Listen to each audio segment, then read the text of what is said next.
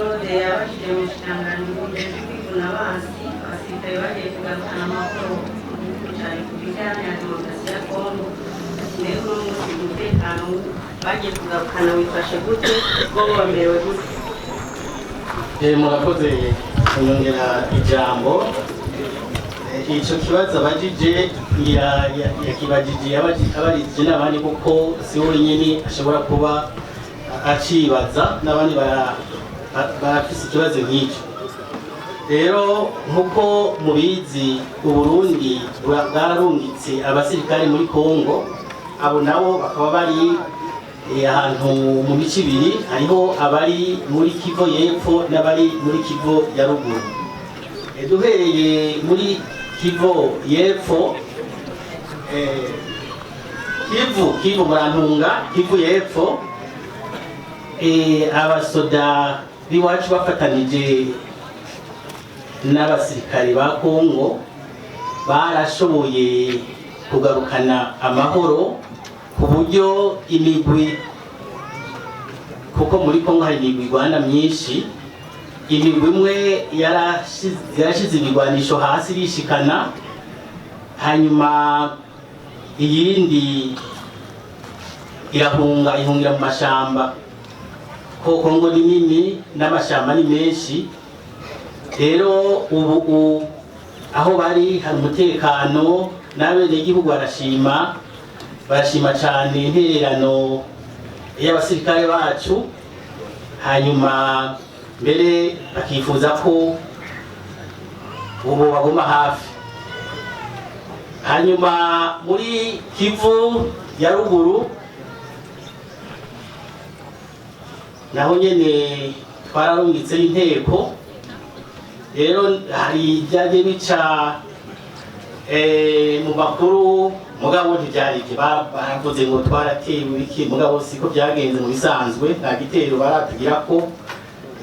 Gusa ikintu kimaze kuba nuko abasoda b'iwacu bagiye gukizura, hariho abashatse kubarasa, hanyuma tuca dukoresha ubuhinga turabafata. Ibyo byabaye kabiri, byabaye itariki 14 z'ukwa gatatu ahitwa Jerusalem, aho haciye hafatwa abo batera Kongo bashika batatu, harimo n'umukapiteni, kandi uwo mukapiteni yahoze mu ngabo za Kongo havaja muri M23. Abo rero batatu babafatanye inkoho bari bafise, amasasu, amasafuriya batekamwo igiharage n'ibintu bitandukanye, harimo n'amabombe y'intuze y'ibikoho vya muzinga. Barabo mu muhari M23 abashika batatu, abandi nabo bavuye biyita abo ibyo biyise ngo naba local defense, abo muri local defense. Mugabo abenegihugu bavuga bati eka abo baranguha nabo nyene ni muri abo nyene. Ivyo rero amatohoza azovyerekana. Rero aho ingabo zacu zose ziri hari umutekano gushika ubu, ngira ico ubu munsi muga kugeza ubu ibintu bimeze neza. Murakoze. Murakoze. Impande yanyu mu bushikiranganje bw'ubutungane hari witwa Diane yavuze ko umuryango wiwe ugurana ni banki Ecobank. Urubanza sinzi ko hari ico mu ruziko umwisho. Ego murakoze. Yavuze yuko urubanza rwiwe yamaze kuronswa inyishu n'umushikiranganje w'ubutungane muri revision, ico bita gusubirishamo urubanza. Hanyuma uwahebujwe aca arasubira gusaba ico bita deuxième révision, kuvuga ngo yasubiye gusaba ko urubanza rusubirwamo. Uyu rero twamusaba yuko ejo aho bukera kuwa kabiri yoza tukamwakira tukamwumviriza kugira ngo ashobore no kuturonsa iyo nimero nshasha y'urwo rubanza rwiwe kugira ngo tumutorere inyishu. Aha noca ngira ko nishura n'ubundi ariko gatoyi we yavuze ngo deuxième révision ngo ntibaho, niko biri? Oya, ivyo siko biri, kuko uno munsi itegeko rigenga sentare ntinyuzwa ritugenga dukorera ko uno munsi ntiribuza uwahebujwe mw'isubirwamo rya mbere yari yasavye, ntirimubuza yuko agaruka gusaba yuko urubanza rwongera kwigwa rugasubirwamo. arabirekuriwe, itegeko riruguruye rero ko iyo deuxième révision itemewe, siko biri, itegeko riruguruye, uwuhebujwe arafise uburenganzira bwo kugaruka gusaba yuko urubanza rwiwe rushobora kwigwa kuko rworonswa isubirwamo. Uyu Jeanne nawe wo muri komine Muha avuga ibijanye n'amatongo y'Inyabaranga womubwire. N'ubu nawe ico tumusaba nuko nawe yoza ejo kuwa kabiri twakira misi yose abantu bose baba bakeneye kubonana n'umushikiranganji w'ubutungane, tukabakira tukamwumviriza ibibazo bafise, dusanze koko ari ibintu bikenewe inyishu yihuta, umushikiranganji yama ahari kugira ngo izo nyishu zabo zihuta zironkerwe inyishu. Iyo dusanze naho ari ibintu bisaba yuko yorindira, naho akarindira ikibazo kikaronkera inyishu ku mwanya waco, kuko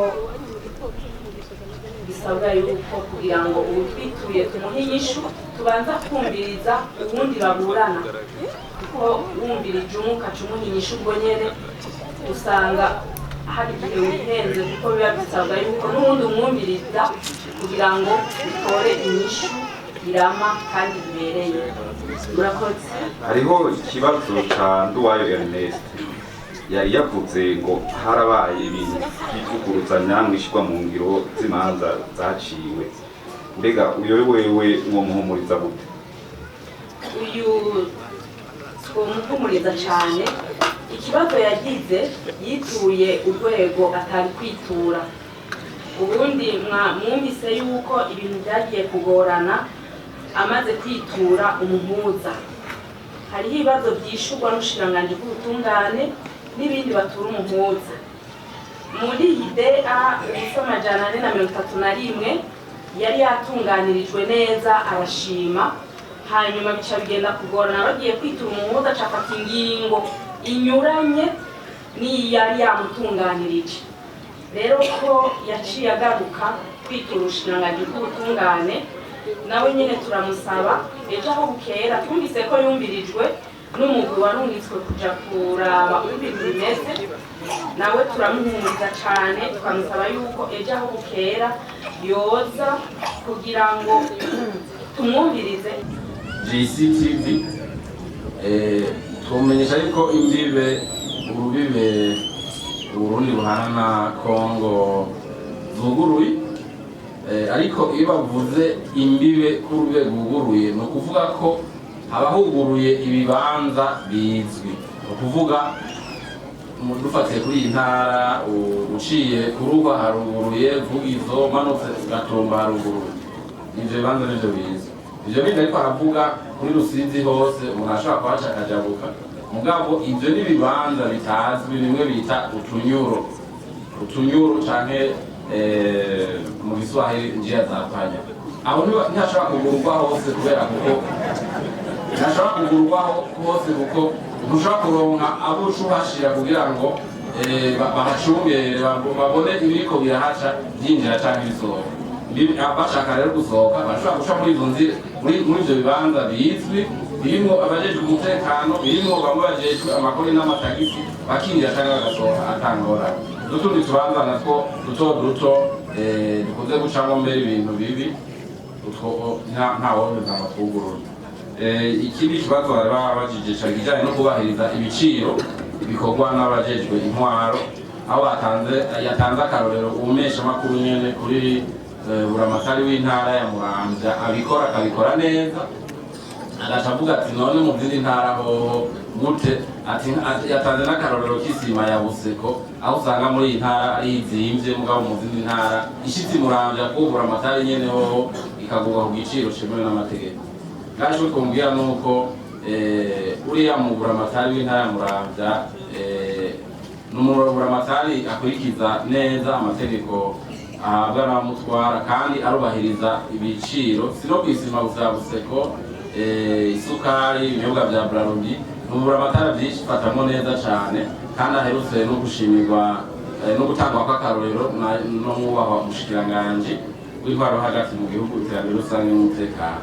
Uti rero abandi baburamatari bo ko batabikora gutyo, aha ico twovuga nuko ahantu hose ibiciro byo kuri bino bidandazwa vya nkenerwa isima ya Buseko, isukari, inzoga za Braludi n'ibindi biduga bikagurishwa ku biciro birebire bitarikuwe n'amategeko. Ni ukuvuga yuko inyabune y'aho hantu itabiri irakora akazi uko yagatumwe. Ni ukuvuga yuko ivyo yakuba umushikiranganji baratumye ba buramatari barongoye ziriya ntara ko bategerezwa kubahiriza ibiciro bataba bariko barabikora, baba bariko baramukorera nabi cane.